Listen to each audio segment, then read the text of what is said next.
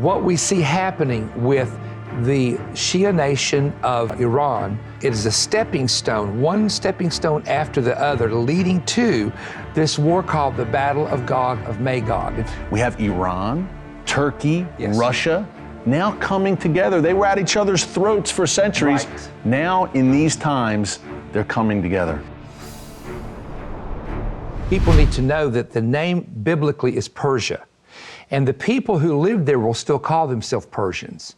And so that was the headquarters of what we call the old Persian Empire. The Medes and the Persians, of course, took over ancient Babylon, and all that gets into biblical history. But in modern times, Ezekiel the prophet talks about in chapter 37, the restoration of Israel, the vision of the Valley of Dry Bones.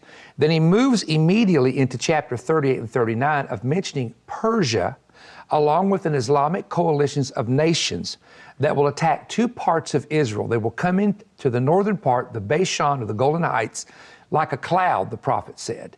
And then there will be a place called the Valley of the Passengers on the east of the sea, which would be the area either across from the Dead Sea, and some suggest the Sea of Galilee, which is the Syrian border up in that area. But the point is that what we see happening with the Shia nation of Iran is a fulfillment, and I wouldn't say it's a fulfillment yet, but it is a stepping stone, one stepping stone after the other, leading to this war called the Battle of Gog of Magog. And for the first time, I can honestly say, in my, I'm 60 years of age, but 44 years of preaching, we've taught about this, we've told people to look for certain things. This is the first time I can truly say the nations of Northern Africa, the nations of the Middle East, are beginning to slowly align into that, a coalition that the prophet saw 2,700 years ago. You know, Perry, you and I were talking before the show. We have Iran, Turkey, Russia, now coming together. They were at each other's throats for centuries. Right. Now, in these times, they're coming together. And it's interesting that in the prophecy, and I just don't want to spend all the time on this, of course, but in the prophecy, Sheba and Dedan, and there were other nations that stand back and say, are you come to take a spoil? And scholars have noted for years that that could be an allusion to Western powers that normally would intervene in this battle. But, you know, the Iraqis are now asking all the United States troops to leave, to shut down all the military bases. And it just could be that we're not involved in the battle for one reason. Several times in the prophecy of Ezekiel, God says, I am going to magnify my name, that the nations will know I am the one who won the victory. In the book, Perry, you talk about parallels. A lot of times history repeats itself. It sure does. One of the parallels you talk about is the times we're living in today and the similarities to the times of Noah and the times of Lot, which were not very good times. Describe those parallels for us. Okay, if we go to the example of Lot, we have to look first of all at how the destructions came. Noah's day was by water, Lot's day was by fire.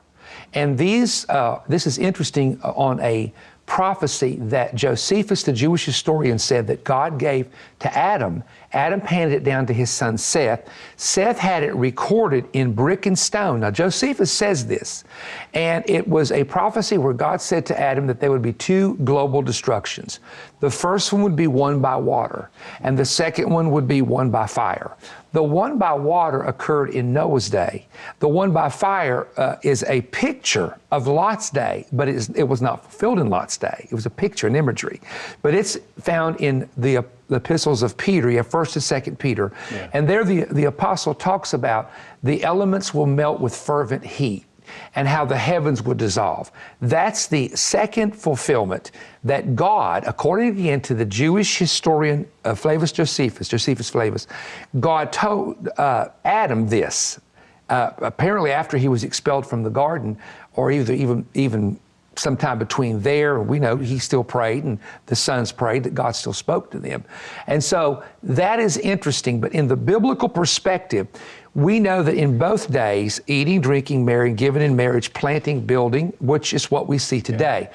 If we go, however, to what we call the sub-signs, the main signs are given by Jesus in Matthew's gospel and also in Luke. Right. But if we go to what I call the sub-signs or the secondary signs is a better way of putting it.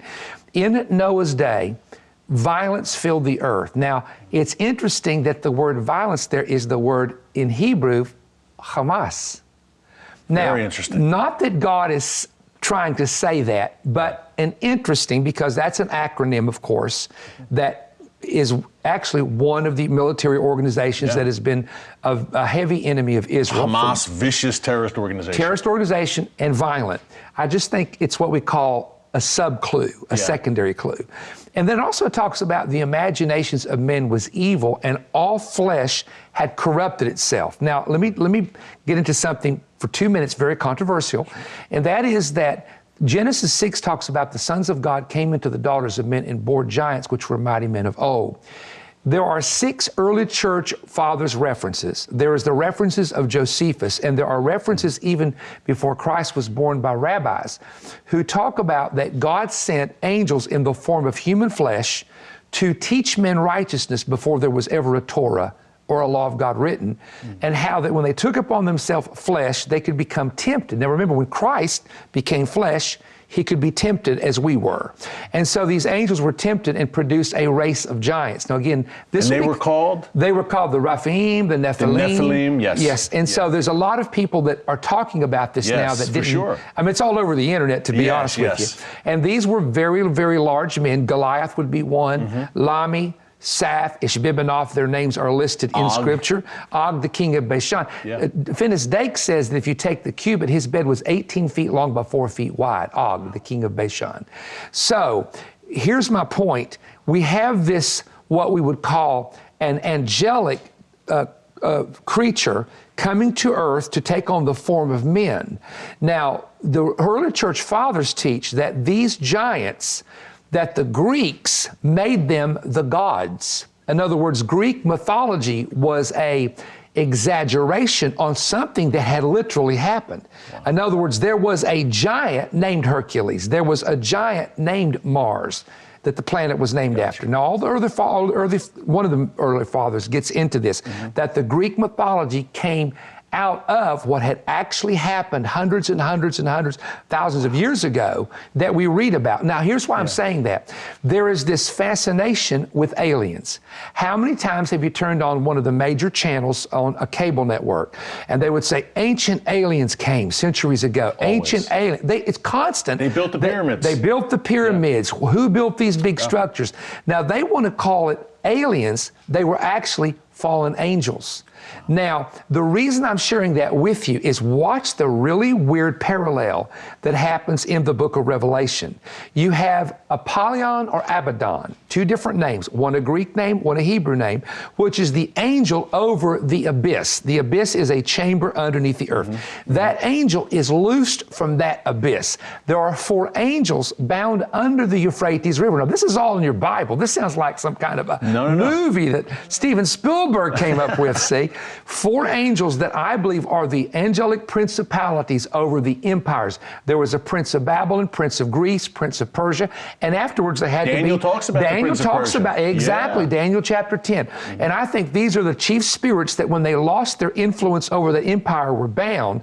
And the reason I do that is if we go to Daniel and go to Revelation, the beast is like a bear, a leopard, and a lion. And those are the empires that we're talking about here. So every empire had a prince spirit or a chief angel over it that's now bound. So is it interesting that they're talking about angels and aliens and visitations to the earth when in reality, these were fallen angels. And the book of Jude mentions the fallen angels. 2 Peter 2:4, the angels that kept not their first estate, God has now bound in the Greek word there for hell is Tartarus, the lowest hell until the day of judgment. And so what I'm saying is that when we go to the story of Noah, there's more than just eating, drinking, marrying, giving in marriage. And when we dig it out, and we do some of this in the book, when we dig this out and we start showing you a little bit more that's there than what you commonly just read at the surface value. Then in the days of Lot, now we know in the days of Lot, those who have read Genesis chapter 19 know that the 2 cities that were the largest cities, and most scholars agree, and archaeologists, they were twin cities, was Sodom and Gomorrah. Now, we do know the meaning of Sodom, what it means, which we won't go into detail on TBN, but there's a meaning to that. And then when we read the story of Genesis 19, we know the activity with the old men and the young men that was occurring in that city, which we read it, and it's very interesting because when these men asked for the two men that had come to Lot's house. They were actually angels in the form of flesh. If you read Genesis 18, it will tell you that. But when they came to beat the door down because they desired these two men, and they said to Lot two things. Now listen to what they said. Who are you to judge us? Does that sound familiar today? Sounds very familiar. When you want to teach the truth or share with people the gospel and maybe say this is wrong, they'll say, who are you to judge us? This is exactly what the men in Sodom said to Lot, who was trying to protect the two strangers. And then the second thing, and folks, this is real important that they hear this, is that they were violent and they were willing to attack Lot. And they said, we will do worse to you than what we will do to them if you don't give us what we want. Now, the reason I'm sharing that with you is if you ever notice the media, when there's certain people living in particular lifestyles, they can become very violent, just like they did in Genesis chapter 19. So my point is that when you look at the days of Lot and the days of Noah, we often go to Matthew and Luke and we read just what Christ said without going to the stories. So there are significant, what I call end time codes that are there in the story of Noah and the story of Lot that the believers need to be aware of, and then you can really see, as it was in the days of Lot and Noah, so will it be at the time of the coming of the Son of Man. And we're living in it right now.